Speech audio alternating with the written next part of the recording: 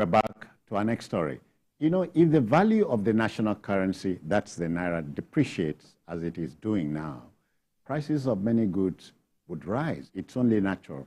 So we are there. The Red Chamber of the National Assembly, that's the Senate, has resolved to investigate the sudden hike in the price of cement by its producers in the country.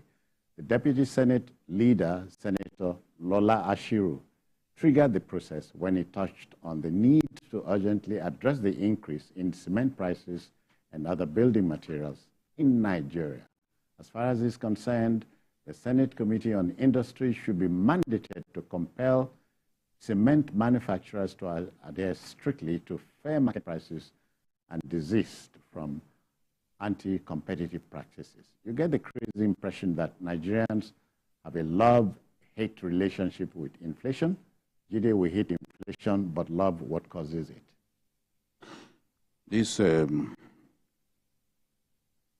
of the events of the last few days have shown to me that we are the enemies of ourselves now. Yeah, you can say there that. There is no reason in the world for Dangote and others in the cement cartel to want to sell cement at 15,000 per bag. There is absolutely no reason in the world. No reason in the world.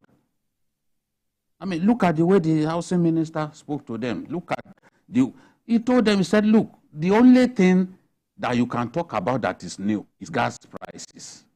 And even the gas is produced in Nigeria. What are you talking about? It's not as if your raw materials, you are bringing them from abroad.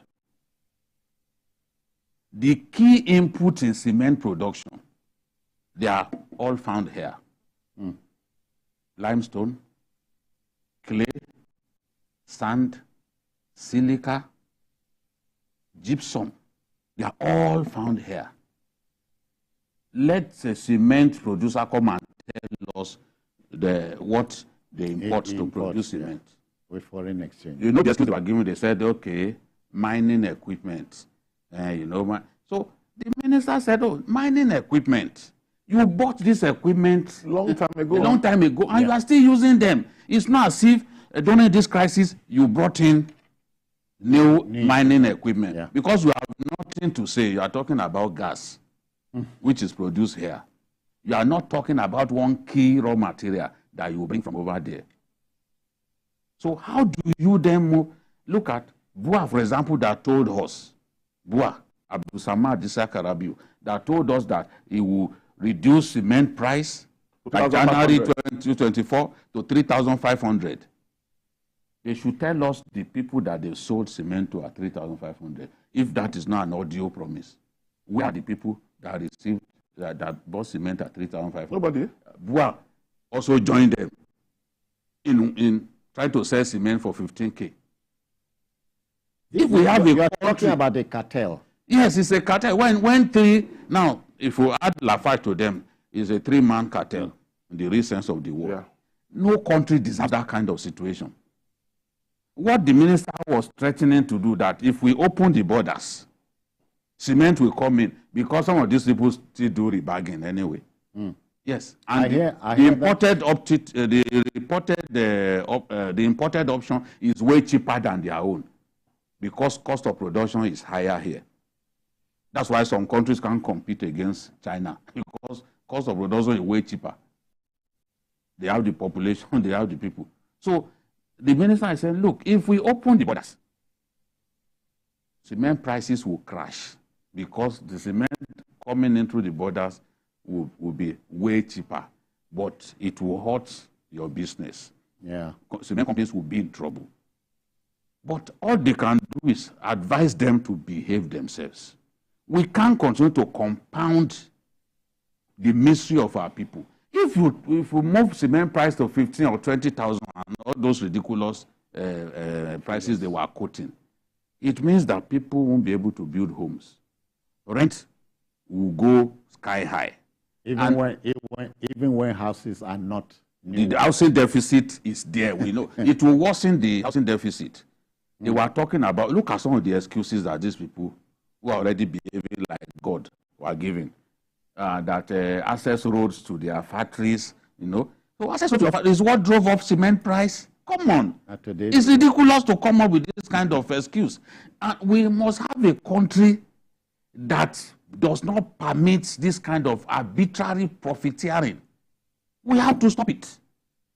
And if we have to come up with fiscal policies that will push cement manufacturers to behave themselves, honestly, I will support it. Yeah. Because we can't continue to make life difficult for our people. The price of rice going up. Look at what rice farmers in Gombe said. They said middlemen will come, buy up the paddy, and then go and store in their warehouses, waiting for things to get bad so that they can make money. It's the same thing that banks were doing.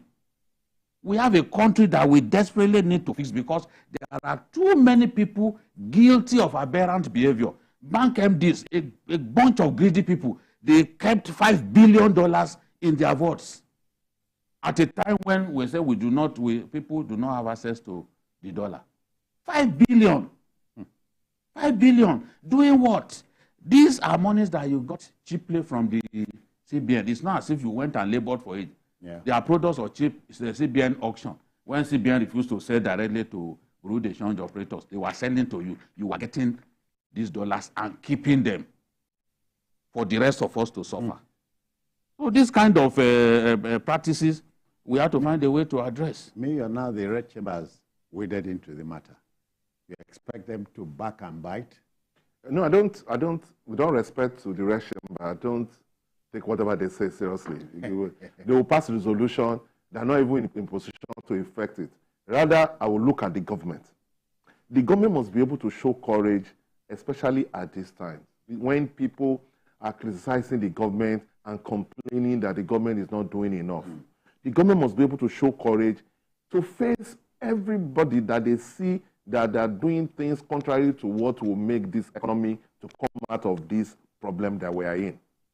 What the cement manufacturers are doing is what different people are doing in different spheres of life, taking advantage of the next person. They call it business. They call it business. But what they are doing is to take advantage of the next person.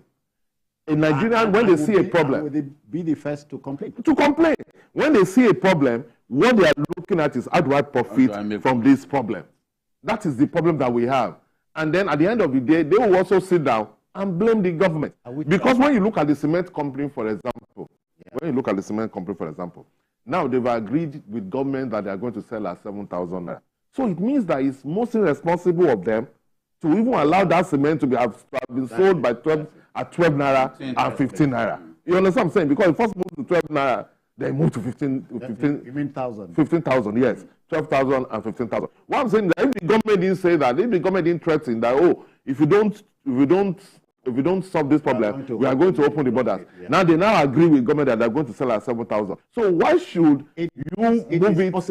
Of course. They have agreed. It means they can sell at 7 and still make profit. Profit. That's what I'm saying. But what happened was that immediately they realized that we have this economic situation where naira and to dollar is just going up. Everybody will just sit down and see how they can maximize profit. So they and their agents who sell those cements on their platform, because it's their agents that will have started those things, saying that, oh, okay, this cement now, oh, things have gone up. We are going to sell this cement at 50,000. And then they expect people to buy. Middlemen are the new wahala here. No. They are part of them. No, not middlemen. What I'm saying is that the middlemen will start that. And then they will now say, okay, they took advantage of it. Because if they sell at 15, of course, they won't sell to those middlemen at 7. Oh. You understand what I'm saying? But the government has to show courage to hold everybody, whether they are bank managers, whether they are producers of cement or any other produce, whether they are those people selling produce. Everybody must be made to do what should be done. Anybody that doesn't do that should face the full wrath of the law. The government must show courage to be able to, because people will continue to blame them, and they are not the cause of the problem. If you remember, I know you follow American politics a lot. After the recession, and Obama had to rescue some U.S. companies. Yeah. The automobile industry. Yes. Yeah, they had to rescue the automobile industry, for example, in Detroit and all those places. He moved against bank chiefs. Yes. he dealt decisively with bank chiefs. Some of those bank chiefs, after they were disgraced, they even committed suicide. Yeah. This is there in the US. If our bank chiefs will continue to sabotage our fiscal and monetary policies, we've got to do what Obama did at that time. But the government doesn't have the courage. You see, we have to encourage. The government doesn't. Yes, we have to encourage government. They should Otherwise, show courage. We'll be suffering forever. They should show courage. The Professor Nana is reaching us from Port Harcourt. He wants to come online. Welcome, Prof. How are you? Good evening, Prof. We greet you. Well, I've been listening to the conversation. I must say that the government is disappointing. See, I don't know. You people are talking about civilian rule, but I don't see there have been civilian rule in this country. Nothing seems to be working. No, sorry, Prof, we're not talking about civilian rule. Democracy is more appropriate here. We are pro-democracy activists. Yes, sir. All right. So, a word they say is enough for the wise. Was he trying to encourage? No, that should not be. We didn't hear him. Yes, we didn't hear him, but we should not accept that. It was clear that he was heading. That's why he was heading to. Yeah, he said we were talking about. I can't second guess what he was going to tell us. All right.